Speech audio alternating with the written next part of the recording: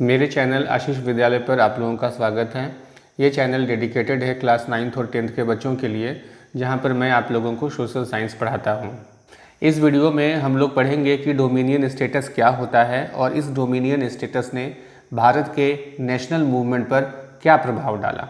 तो आगे बढ़ने से पहले आप लोगों से रिक्वेस्ट है कि यदि आप लोग मेरे चैनल पर नए हैं तो मेरे इस चैनल को सब्सक्राइब कर लीजिए और बेल आइकन को प्रेस कर लीजिए, ताकि जब भी मैं कोई नया वीडियो अपलोड करूं तो इसकी नोटिफिकेशन आप लोगों को मिल जाए। आप लोग मेरे फेसबुक ग्रुप आशीष विद्यालय को भी ज्वाइन कर सकते हैं, जिसका लिंक मैंने डिस्क्रिप्शन बॉक्स में दे रखा है।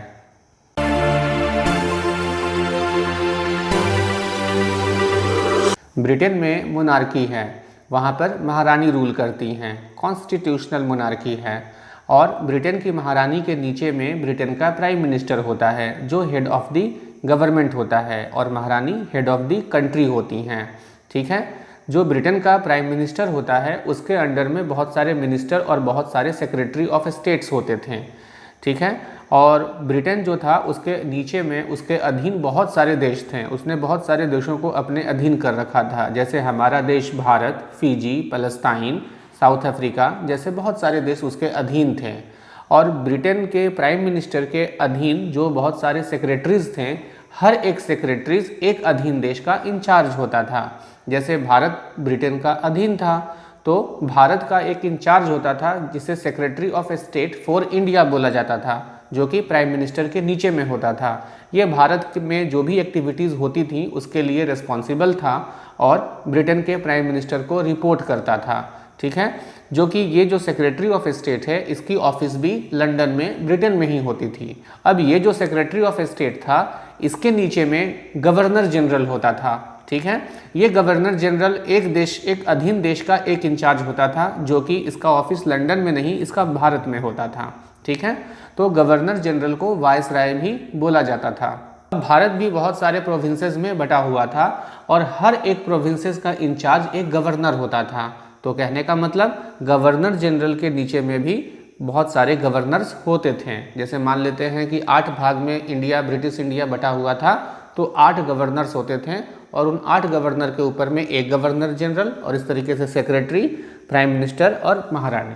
ठीक है, तो उस समय में हम लोग बात कर रहे हैं 1929 की। ठीक, 1928 में साइमन कमीशन आया था, ये 1929 की बात कर रहे हैं। 1929 में ब्रिटिश इंडिया का जो गवर्नर जनरल था उसका नाम था लॉर्ड इरविन। लॉर्ड इरविन ने भारत के पॉलिटिकल लीडर्स को, जो भी लीडर्स थे या जो नेशनल मूवमेंट के लीडर्स थे, इन लोगों को एक झांसा देता है। ठीक, एक वेग ऑफर देता है डोमिनियन स्टेटस का। अब ये डोमिनियन स्टेटस क्या होता है? तो डोमिनियन स्टेटस का मतलब ये हुआ कि भारत के जो लोग हैं उनका भारत में अपना खुद का शासन होगा। वो लोग अपने लिए अपना प्राइम मिनिस्टर चुनेंगे, अपनी गवर्नमेंट चुनेंगे, अपनी पार्लियामेंट चुनेंगे, सारी व्यवस्था भारत के लोगों की अपनी होगी। लेकिन भारत का जो हेड ऑफ द कंट्री होगा वो ब्रिटेन की महारानी होंगी। ठीक है, मतलब भारत में अपना शासन रहेगा, सब कुछ आप अपने से देखिए, लेकिन सिर्फ जो भारत का जो हेड होगा, भारत की जो महारानी होंगी वो ब्रिटेन की महारानी कहलाएंगी। ठीक है, बात समझ में आ गया? तो यही होता है डोमिनियन स्टेटस। तो ये जो लॉर्ड इरविन था भारत का गवर्नर जनरल, इसने ये झांसा दिया कि हम भारत को डोमिनियन स्टेटस देंगे, मतलब आप लोग सारा काम अपने से देखिएगा, नाम सिर्फ हमारी महारानी का होगा। ठीक, अच्छा, और वो भी इसने ये नहीं बताया कि वो कब देगा, ये स्टेटस कब भारत को मिलेगा, इसमें भी अनिश्चितता थी। वो उसने बताया कि फ्यूचर में देंगे, तो फ्यूचर में कब देंगे ये तो उसने बताया नहीं था।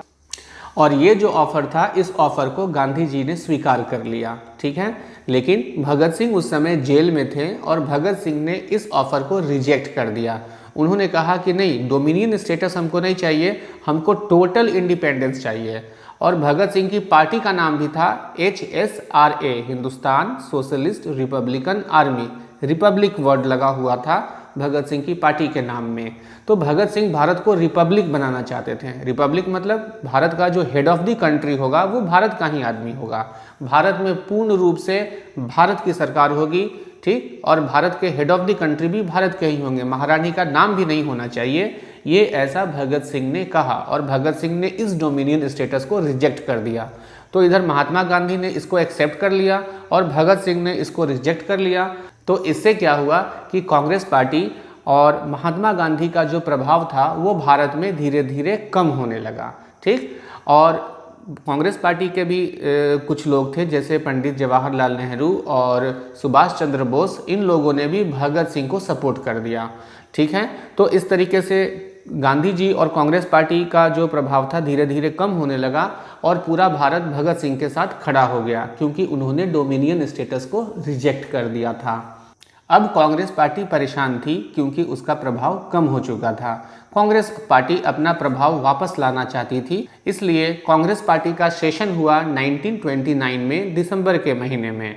ठीक है, कांग्रेस पार्टी एक बहुत बड़ी पार्टी थी भारत की, और कांग्रेस पार्टी हर साल अपना एक मीटिंग करती थी, लेकिन अलग अलग जगहों पर। कभी वो कोलकाता में करती थी, कभी नागपुर में करती थी, कभी लाहौर में करती थी। इस बार वो 1929 दिसंबर में लाहौर में कर रही थी। अपने सारे एक्टिविटीज़ जो उसने डिसीजंस लिए हैं, उसने क्या क्या काम किए हैं, इसकी वो समीक्षा करती हैं, और आने वाले समय में कांग्रेस पार्टी की क्या रणनीति होगी, किस स्ट्रेटेजी से वो काम करेंगे, इन सब चीज़ों पे इस मीटिंग में डिस्कशन होता है। यह मीटिंग जनरली 2, 3, 4 दिन का चलता है, जिसमें कांग्रेस पार्टी के बड़े बड़े लीडर्स इसमें पार्टिसिपेट करते हैं। इसे ही सेशन कहा जाता है। इस सेशन में ये डिसीजन लिया गया कि हम लोग भी टोटल इंडिपेंडेंस की मांग करते हैं, जो पहले भगत सिंह ने कहा था। ये मीटिंग दिसंबर में चल रही थी और अगला महीना क्या होगा, जनवरी का। तो जनवरी 1930 में हम लोग क्या करेंगे कि 26 जनवरी को एक इंडिपेंडेंस डे मनाएंगे। ठीक है, और हम लोग प्रतिज्ञा लेंगे कि हम लोग जब तक भारत को पूर्ण स्वतंत्रता नहीं मिल जाती है तब तक हमारा संघर्ष बना रहेगा। कि अगले महीने 26 जनवरी को ये जो इंडिपेंडेंस डे था, इस इंडिपेंडेंस डे को मनाया गया। ठीक है, लेकिन भारत के लोगों ने इस पर ध्यान नहीं दिया। ठीक, क्योंकि ये पब्लिक है, सब जानती है। पब्लिक को ये बात पता था कि पहले तो इन लोगों ने डोमिनियन स्टेटस को एक्सेप्ट किया, और अब ये लोग क्या कर रहे हैं कि इंडिपेंडेंस डे मना रहे हैं, तो लोगों का ध्यान इस पर नहीं के बराबर गया। ठीक है, तब गांधी जी परेशान हुए कि भाई हम लोगों ने तो इंडिपेंडेंस डे भी मना लिया और लोगों का ध्यान भी हमारी तरफ नहीं आया, हम उतना प्रभाव नहीं जम रहा है जैसा कि पहले था। तब गांधी जी के दिमाग में एक उपाय सूझा। तब गांधी जी ने 31 जनवरी को, यानी 26 जनवरी को तो ये इंडिपेंडेंस डे मनाया गया था, इसके 5 दिन के बाद 31 जनवरी को 1930 को गांधी जी ने भारत के वायसराय को एक चिट्ठी लिख करके भेजा। इस चिट्ठी में उन्होंने कहा, उन्होंने 11 डिमांड्स रखें कि मेरा ये 11 डिमांड्स है, इन सारे डिमांड्स को आप पूरा करिए। ठीक है, और इस डिमांड्स में से जो सबसे इम्पॉर्टेंट डिमांड था वो था आप साल्ट लॉ को एबॉलिश कीजिए। ठीक है, साल्ट लॉ क्या था कि उस समय में क्या था कि एक लॉ था ब्रिटिश इंडिया में कि जो सॉल्ट है यानी कि जो नमक है उसको सिर्फ ब्रिटिश गवर्नमेंट ही मैन्युफैक्चर कर सकती है, कोई भी इंडिविजुअल आदमी उसको मैन्युफैक्चर नहीं कर सकता है। मतलब ब्रिटिश गवर्नमेंट का उस पर मोनोपोली था उसके मैन्युफैक्चरिंग पर। जब किसी का मोनोपोली होता है किसी बिजनेस पर, ठीक है, तो वो मनमाना कीमत पर अपना प्रोडक्ट बेचता है। तो नमक जो था उसकी कीमत बहुत ज़्यादा थी। अगर नमक पर से मोनोपोली हट जाती, मतलब किसी को भी नमक मैन्युफैक्चर करने का परमिशन मिल जाता, तो सब लोग नमक बनाते और मार्केट में मोनोपोली ख़त्म हो जाता, तो नमक का दाम घट जाता। तो गांधी जी ने नमक को चुना अपना हथियार। ठीक है, उन्होंने नमक पर से टैक्स हटाने की डिमांड किया था। वैसे और भी बहुत सारे डिमांड्स थे, उन्होंने बिजनेस क्लास के लिए, पीजेंट्स के लिए, फार्मर्स के लिए भी डिमांड्स रखे थे, लेकिन सबसे इम्पॉर्टेंट डिमांड ये नमक वाला था। और गांधी जी का ये वाला उपाय काम कर गया, क्योंकि नमक एक ऐसा चीज़ होता है ना जिसमें अमीर आदमी भी खाता है, गरीब आदमी भी खाता है, और नमक के बिना तो भोजन स्वादिष्ट लगेगा भी नहीं। ठीक है, तो इसमें सारे लोग इसमें गांधी जी के साथ जुड़ गए, उनके साथ उनकी सिंपैथी हो गई और उनके साथ खड़े हो गए। गांधी जी और कांग्रेस पार्टी का प्रभाव फिर से बन चुका था। अब गांधी जी ने वायसराय को ये चिट्ठी लिख करके जो 11 डिमांड मांगा था, इसके लिए उन्होंने 11 मार्च का अल्टीमेटम दिया था। मतलब 11 मार्च तक मेरे ये 11 डिमांड पूरे हो जाने चाहिए। जो लॉर्ड इरविन था भारत का वायसराय, वो गांधी जी के साथ किसी भी डिमांड्स पर नेगोशिएशंस करने को तैयार नहीं था। उसने उनके कोई भी डिमांड्स को नहीं माना, और ऐसे ही करते करते 11 मार्च आ गया और गांधी जी ने 12 मार्च को अपने घर से, उनका घर को साबरमती आश्रम कहा जाता है, वो अपने साबरमती आश्रम से दांडी के लिए निकल पड़े। दांडी एक ऐसा छोटा सा जगह है, शहर है, जो समंदर के किनारे है, जहाँ पर नमक बनाया जाता था। तो गांधी जी अपने घर साबरमती से दांडी के लिए चल पड़े, ठीक है। और ये यात्रा जो थी वो पैदल किया उन्होंने, ठीक है। और ये जो रास्ता है 240 माइल्स का रास्ता है, 240 मील का ये डिस्टेंस है उनके घर से दांडी। और वो पैदल चल पड़े थे और एक दिन में लगभग 10 मील की सफ़र वो तय करते थे। और रास्ते में वो सारे गांव वालों से मिलते जाते थे और रास्ते में गांव वाले उनके स्वागत के लिए खड़ा भी रहते थे, ठीक है।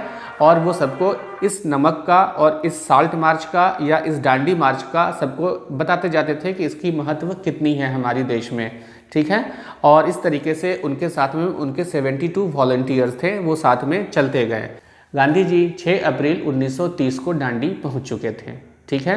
और पहुंच करके उन्होंने अपने हाथों से नमक बनाया और नमक बना करके उन्होंने ये बात दिखला दिया कि हमने अंग्रेज़ों का कानून तोड़ दिया है। और यहीं से सिविल डिसओबीडिएंट मूवमेंट स्टार्ट हो जाता है। तो CDM = NCM + violation of law.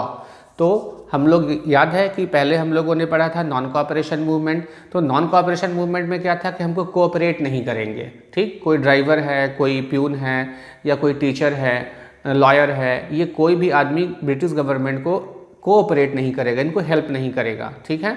और ये जो सिविल डिसओबीडिएंट मूवमेंट था, इसमें क्या था कि हम कोऑपरेट तो नहीं ही करेंगे, ठीक। मतलब वही नॉन कोऑपरेशन मूवमेंट वाली सारी प्रॉपर्टी भी इसमें थी, और साथ में हम आपके रूल्स को, आपके लॉ को वायोलेट भी करेंगे। वायोलेट का मतलब होता है जब किसी कानून को हम लोग तोड़ते हैं तो उसे वायोलेशन कहते हैं। इस सिविल डिसओबीडिएंट मूवमेंट में भारत के लोगों ने गांधी जी का साथ दिया था, ठीक। ये मूवमेंट इतना मजबूत था, इतना स्ट्रांग था कि जो लॉर्ड इरविन, भारत का वायसराय, गांधी जी से निगोशिएट करने को तैयार नहीं था, उनके किसी भी 11 डिमांड्स को मानने को तैयार नहीं था, ठीक है। इस मूवमेंट ने, इस सिविल डिसओबीडिएंट मूवमेंट ने लॉर्ड इरविन को झुका दिया और वो गांधी जी से टेबल पर बातचीत करने के लिए तैयार हो गया। उसने खुद गांधी जी को ऑफर किया कि आइए हम लोग टेबल पर बातचीत करते हैं, ठीक है। और ये जो बातचीत, ये जो टेबल पे उनकी मीटिंग होती है, इसे गांधी इरविन पैक्ट कहा जाता है।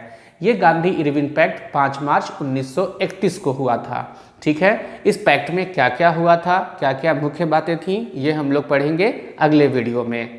तो इस वीडियो में बच्चों इतना ही। अगले वीडियो में हम लोग पढ़ेंगे कि गांधी इरविन पैक्ट क्या था, इसके क्या नतीजे हुए और इसका कॉन्टेक्स्ट क्या था। तब तक के लिए थैंक यू।